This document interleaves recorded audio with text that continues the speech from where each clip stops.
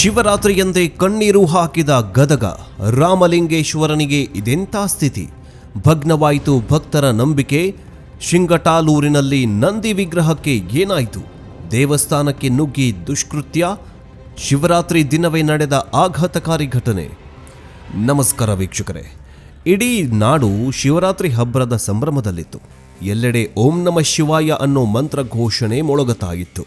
ಭಕ್ತರು ಉಪವಾಸವಿದ್ದು ರಾತ್ರಿ ಜಾಗರಣೆ ಮಾಡಿ ಆ ಪರಶಿವನ ಕೃಪೆಗೆ ಪಾತ್ರರಾಗೋದಕ್ಕೆ ಹಾತೊರಿತಾಗಿದ್ರು. ಶಿವನ ದೇವಾಲಯಗಳು ದೀಪಾಲಂಕಾರದಿಂದ ಕಂಗೊಳಿಸ್ತಾಗಿದ್ವು. ಆದರೆ ಗದಗ ಜಿಲ್ಲೆಯ ಆ ಒಂದು ಹಳ್ಳಿಯಲ್ಲಿ ಮಾತ್ರ ಶಿವರಾತ್ರಿ ಸಂಭ್ರಮದ ಬದಲಾಗಿ ಸೂತಕದ ಛಾಯೆ ಆವರಿಸಿತ್ತು.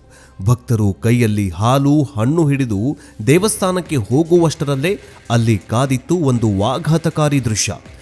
ಯಾರು ಊಹಿಸದ ಎಂಥವರಿಗೂ ಎದೆ ನಡುಗುವಂತಹ ಘಟನೆ ಅಲ್ಲಿ ನಡೆದು ಹೋಗಿತ್ತು. ಕಾಯುವ ದೇವರಿಗೆ ಕಲ್ಲು ಹೊಡೆದಿದ್ರು. ಶಿವರಾತ್ರಿಯಂದೇ ರಾಮಲಿಂಗೇಶ್ವರನ ಮೂರ್ತಿ ಭಗ್ನವಾಗಿದ್ದೇಕೆ? ಊರಾಚೆಗಿನ ಆ ದೇವಸ್ಥಾನದಲ್ಲಿ ಹಿಂದಿನ ರಾತ್ರಿ ನಡೆದಿದ್ದೇನು? ಬನ್ನಿ, ಗದಗ ಜಿಲ್ಲೆಯ ಮುಂಡರಗಿ ತಾಲೂಕಿನ ಶಿಂಗಟಾಲೂರಿನಲ್ಲಿ ನಡೆದ ಆ ಘೋರ ಕೃತ್ಯದ ಸಂಪೂರ್ಣ ವಿವರವನ್ನ ಈ ವಿಡಿಯೋದಲ್ಲಿ ನೋಡ್ತಾ ಹೋಗೋಣ. ಆದರೆ ಅದಕ್ಕಿಂತ ಮುಂಚೆ ಶಿವಲಿಂಗ ಮತ್ತು ನಂದಿ ವಿಗ್ರಹವನ್ನ ಭಗ್ನ ಮಾಡದವರಿಗೆ ಶಿಕ್ಷೆ ಆಗಬೇಕೋ ಆಗಬಾರ್ದು? ಆಗಲೇಬೇಕು. ನೀವು ಶಿವನ ಭಕ್ತರಾಗಿದ್ರೆ ಓಂ ನಮಃ ಶಿವಾಯ ಅಂತ ಕಮೆಂಟ್ ಮಾಡಿ, ಜೊತೆಗೆ ಶಿಕ್ಷೆ ಆಗಬೇಕು ಅಂತ ಕಮೆಂಟ್ ಮಾಡಿ. ಬನ್ನಿ ವಿಡಿಯೋವನ್ನ ಶುರು ಮಾಡೋಣ. ವೀಕ್ಷಕರೇ, ಗದಗ ಜಿಲ್ಲೆ ಅಂತಂದ್ರೆ ಇದೀಗ ತುಂಬಾ ದೊಡ್ಡ ಸುದ್ದಿಯಲ್ಲಿ ಇದೆ. ಒಂದು ಕಡೆ ಲಕ್ಕುಂಡಿ ಎನ್ನುವಂತಹ ಐತಿಹಾಸಿಕ ಗ್ರಾಮದಲ್ಲಿ ಉತ್ಖನನ ನಡೀತಾ ಇದೆ. ಇತಿಹಾಸ ಪುಟಗಳನ್ನ ತಿರುವಿ ಹಾಕುವಂತಹ, ಅಂದ್ರೆ ಈ ಭಾರತೀಯ ಸಂಸ್ಕೃತಿಯನ್ನ ಎತ್ತಿ ಹಿಡಿಯುವ ಸಾಕ್ಷಿಗಳು ಸಿಗ್ತಿದ್ದಾವೆ. ಲಕ್ಕುಂಡಿ ಗ್ರಾಮದಲ್ಲಿ ನಿಧಿಗೋಸ್ಕರನೋ ಅಥವಾ ಚಿನ್ನ ಸಿಗ್ತಾ ಇದೆಯಲ್ಲ, ಅದಕ್ಕೋಸ್ಕರ ಉತ್ಖನನ ನಡೀತಾ ಇದೆ. ಆದ್ರೆ ಇದೇ ಗದಗ ಜಿಲ್ಲೆಯ ಇನ್ನೊಂದು ಕಡೆ ಕಳ್ಳರ ಕಾಟ ಶುರುವಾಗಿದೆ. ಅದು ಎಂಥ ಕಳ್ಳರ ಕಾಟ ಅಂದ್ರೆ ಹಿಂದೂ ವಿರೋಧಿ ಕಳ್ಳರ ಕಾಟ ಶುರುವಾಗಿದೆ. ಇದು ಗದಗ ಜಿಲ್ಲೆಯ ಮುಂಡರಗಿ ತಾಲೂಕು. ಇಲ್ಲಿನ ಶಿಂಗಟಾಲೂರು ಗ್ರಾಮ ಅಂತಂದ್ರೆ ನಿಮಗೆಲ್ಲ ಥಟ್ ಅಂತ ನೆನಪಾಗೋದು ಅಲ್ಲಿನ ಏತ ನೀರಾವರಿ ಯೋಜನೆ. ಆದ್ರೆ ಇವತ್ತು ಈ ಗ್ರಾಮ ಸುದ್ದಿಯಾಗಿರೋದು ಒಂದು ನೋವಿನ ಸಂಗತಿಯಿಂದಾಗಿ. ಗ್ರಾಮದ ಹೊರವಲಯದಲ್ಲಿ ಅಂದ್ರೆ ಊರಾಚೆಗೆ ಶಾಂತವಾದ ವಾತಾವರಣದಲ್ಲಿ ರಾಮಲಿಂಗೇಶ್ವರನ ದೇವಸ್ಥಾನ ಇದೆ. ಊರಿನ ಗದ್ದಲವಿಲ್ಲದ ಪ್ರಶಾಂತವಾದ ತಾಣವಿದು. ಭಕ್ತರು ತಮ್ಮ ಕಷ್ಟಗಳನ್ನು ಹೇಳ್ಕೊಳ್ಳೋದಕ್ಕೆ, ಮನಸ್ಸಿಗೆ ನೆಮ್ಮದಿ ಪಡೆಯೋದಕ್ಕೆ ಈ ದೇವಸ್ಥಾನಕ್ಕೆ ಬರ್ತಾರೆ. ವಿಶೇಷ ಅಂತಂದ್ರೆ ಶಿವರಾತ್ರಿ ಬಂದ್ರೆ ಸಾಕು ಈ ದೇವಸ್ಥಾನದಲ್ಲಿ ಎಲ್ಲಿಲ್ಲದ ಸಂಭ್ರಮ ಮನೆ ಮಾಡಿರತ್ತೆ. ಆದರೆ ಈ ಬಾರಿ ವಿಧಿ ಲಿಖಿತವೇ ಬೇರೆಯಾಗಿತ್ತು. ಊರಾಚೆ ದೇವಸ್ಥಾನ ಇದೆ ಅನ್ನೋ ಒಂದೇ ಒಂದು ಕಾರಣಕ್ಕೆ ಕತ್ತಲಲ್ಲಿ ಅಡಗಿದ್ದ ಕೆಲವು ಸಮಾಜಘಾತುಕ ಶಕ್ತಿಗಳು, ಅನಾಮಿಕ ದುಷ್ಕರ್ಮಿಗಳು ತಮ್ಮ ವಿಕೃತ ಮನಸ್ಥಿತಿಯನ್ನ ದೇವರ ಮೇಲೆ ತೋರಿದ್ದಾರೆ. ಘಟನೆಗೆ ಒಂದು ದಿನದ ಹಿಂದಕ್ಕೆ ಹೋಗೋಣ. ಅದು ಶಿವರಾತ್ರಿಯ ಹಿಂದಿನ ದಿನ ಶಿಂಗಟಾಲೂರು ಗ್ರಾಮಸ್ಥರಿಗೆ ಎಲ್ಲಿಲ್ಲದ ಉತ್ಸಾಹ. ವರ್ಷಕ್ಕೊಮ್ಮೆ ಬರುವ ಶಿವರಾತ್ರಿಯನ್ನ ವಿಜೃಂಭಣೆಯಿಂದ ಆಚರಣೆ ಮಾಡಬೇಕು ಅಂತ ನಿರ್ಧಾರ ಮಾಡಿದ್ರು. ಗ್ರಾಮದ ಯುವಕರು ಹಿರಿಯರು ಸೇರಿ ರಾಮಲಿಂಗೇಶ್ವರನ ದೇವಸ್ಥಾನವನ್ನ ಸ್ವಚ್ಛಗೊಳಿಸ್ತಾ ಇದ್ರು.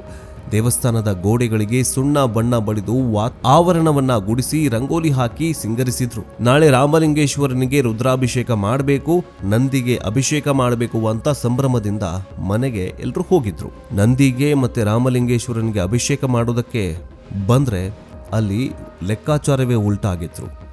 ಆದರೆ ಪಾಪ ಆ ಗ್ರಾಮಸ್ಥರಿಗೆ ತಿಳಿದೇ ಇರಲಿಲ್ಲ, ತಾವು ಅಷ್ಟು ಶ್ರದ್ಧೆಯಿಂದ ಸಿಂಗರಿಸಿದ ದೇವಸ್ಥಾನಕ್ಕೆ ಕತ್ತಲಲ್ಲಿ ರಾಕ್ಷಸರು ನುಗ್ಗಿದ್ದಾರೆ ಅಂತ. ಅವರು ಹಚ್ಚಿದ ದೀಪ ಆರುವ ಮುನ್ನವೇ ಧರ್ಮದ ಕಂಬಕ್ಕೆ ಪೆಟ್ಟು ಬೀಳಲಿದೆ ಅಂತ ಯಾರೂ ಕೂಡ ಊಹೆ ಮಾಡಿರಲಿಲ್ಲ. ಸೂರ್ಯ ಇನ್ನೂ ಸರಿಯಾಗಿ ಹುಟ್ಟಿರಲಿಲ್ಲ. ಗ್ರಾಮದ ಭಕ್ತರು ಸ್ನಾನ ಮಾಡಿ ಮಡಿ ಉಟ್ಟಿ ಪೂಜೆ ಸಾಮಗ್ರಿಗಳೊಂದಿಗೆ ದೇವಸ್ಥಾನಕ್ಕೆ ಬಂದಿದ್ದಾರೆ. ಬಾಗಿಲು ತೆರೆದು ಒಳಗೆ ನೋಡಿದ್ರೆ ಅವರಿಗೆ ಕಂಡಿದ್ದು ದೇವರಲ್ಲ, ದೇವಸ್ಥಾನದ ಗರ್ಭಗುಡಿಯಲ್ಲಿ ಚೆಲ್ಲಾಪಿಲ್ಲಿಯಾಗಿದ್ದ ಕಲ್ಲುಗಳು. ಹೌದು ವೀಕ್ಷಕರೇ, ಗರ್ಭಗುಡಿಯಲ್ಲಿದ್ದ ರಾಮಲಿಂಗೇಶ್ವರನ ಲಿಂಗದ ಪಾಣಿಬಟ್ಟಲು ಅಂದ್ರೆ ಲಿಂಗದ ಪೀಠದ ಭಾಗ ಒಡೆದು ಹೋಗಿತ್ತು. ಅಷ್ಟೇ ಅಲ್ಲ, ಶಿವನ ಪ್ರಿಯ ವಾಹನ ಸದಾ ಶಿವನನ್ನೇ ನೋಡ್ತಾ ಕುಳಿತಿರುವ ನಂದಿಯ ವಿಗ್ರಹದ ಮುಖವನ್ನೇ ಸಂಪೂರ್ಣವಾಗಿ ಧ್ವಂಸ ಮಾಡಲಾಗಿತ್ತು. ಆ ದೃಶ್ಯ ನೋಡಿದ ಭಕ್ತರ ಎದೆ ಒಡೆದು ಹೋಗಿತ್ತು. ಕೇವಲ ರಾಮಲಿಂಗೇಶ್ವರ ಮತ್ತು ನಂದಿ ಮಾತ್ರವಲ್ಲ, ದೇವಸ್ಥಾನದ ಹಿಂಭಾಗದಲ್ಲಿದ್ದ ಗ್ರಾಮದ ಶಕ್ತಿ ದೇವತೆ ಹೊನ್ನತ್ತೆಮ್ಮನ ವಿಗ್ರಹವೂ ಕೂಡ ಕಿಡಿಗೇಡಿಗಳು ಧ್ವಂಸ ಮಾಡಿದ್ರು. ಆ ದೇವಿಯ ಮೂರ್ತಿಯನ್ನೂ ಕೂಡ ವಿರೂಪಗೊಳಿಸಿದ್ದಾರೆ. ಒಂದೇ ರಾತ್ರಿ 3 ದೈವಗಳ ಮೇಲೆ ದಾಳಿ ನಡೆದಿದೆ ಅಂತಂದ್ರೆ ಇದು ಕುಡಿದ ಮತ್ತಿನಲ್ಲಿ ಮಾಡಿದ ಕೆಲಸವೋ ಅಥವಾ ಪಕ್ಕಾ ಪ್ಲಾನ್ ಮಾಡಿ ನಡೆಸಿರುವಂತಹ ಕೃತ್ಯವೋ ಅನ್ನೋ ಅನುಮಾನ ಈಗ ಇಡೀ ಊರನ್ನೇ ಕಾಡ್ತಾಗಿದೆ. ವಿಷಯ ತಿಳಿತಾಗಿದ್ದಂತೆ ಇಡೀ ಶಿಂಗಟಾಲೂರು ಗ್ರಾಮವೇ ದೇವಸ್ಥಾನದತ್ತ ಹರಿದು ಬಂದಿದೆ. ನಿನ್ನೆ ತಾನೇ ತಾವು ಕೈಯಾರೆ ಸುಣ್ಣ ಬಣ್ಣ ಬಳಿದು ಶೃಂಗಾರ ಮಾಡಿದಂತಹ ಗ್ರಾಮಸ್ಥರು ಕಣ್ಣೀರು ಹಾಕಿದ್ದಾರೆ. ನಾವು ದೇವರಿಗೆ ಹಾಲಿನ ಅಭಿಷೇಕ ಮಾಡೋದಕ್ಕೆ ಬಂದ್ವಿ, ಆದರೆ ಅಲ್ಲಿ ನೋಡಿದ್ರೆ ದೇವರೇ ಭಗ್ನವಾಗಿದ್ದ. ಶಿವರಾತ್ರಿ ದಿನವೇ ನಮಗೆ ಇಂತಹ ಸ್ಥಿತಿ ಬರಬಾರದಿತ್ತು ಅಂತ ಹಿರಿಯರು ಗೋಳಾಡಿದ್ದಾರೆ. ಯುವಕರಲ್ಲಿ ರಕ್ತ ಕುದಿತಾಗಿತ್ತು. ನಮ್ಮ ನಂಬಿಕೆಗೆ ಅವಮಾನ ಮಾಡಿದವರನ್ನ ಸುಮ್ಮನೆ ಬಿಡಬಾರದು ಅನ್ನೋದು ಅವರು ಆಕ್ರೋಶದ ಕಟ್ಟೆ ಒಡೆದಿತ್ತು. ದೇವಸ್ಥಾನವು ಊರಾಚೆ ಇರೋದನ್ನೇ ಬಂಡವಾಳ ಮಾಡಿಕೊಂಡ ದುಷ್ಕರ್ಮಿಗಳು ಯಾರಿಗೂ ಕಾಣದಂತೆ ಕತ್ಲಲ್ಲಿ ಬಂದು ಈ ಹೀನ ಕೃತ್ಯ ಎಸಗಿದ್ದಾರೆ. ಇದು ಕೇವಲ ಮೂರ್ತಿಯನ್ನ ಒಡೆಯುವ ಕೆಲಸವಲ್ಲ, ಇದು ಇಡೀ ಗ್ರಾಮದ ನೆಮ್ಮದಿಯನ್ನ ಒಡೆಯುವ ಕೆಲಸ ಅಂತ ಹೇಳಿದ್ದಾರೆ.